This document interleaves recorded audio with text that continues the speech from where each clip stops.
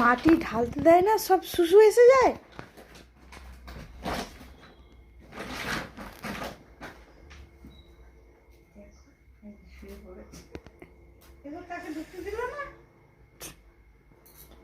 বলছে এক এক করে লাইন দে, আগে আমি, তারপর তুমি।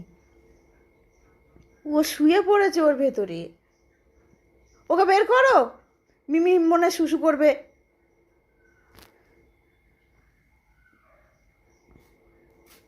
আরে কিচেনি কিচেনি ঘিরে নি।